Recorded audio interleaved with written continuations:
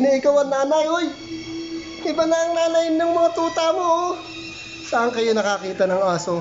Hindi niya anak, tignan ninyo. Oh.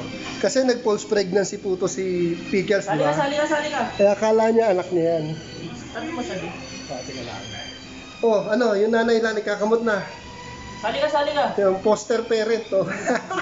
Ang bait ng aso ko. Very good, sarap tignan. Umihiga pa, magpapadedi pa.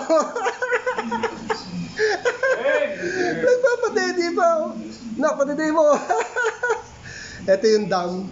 Ito yung sire. Alam ko yung tatay dyan, eh. Oh.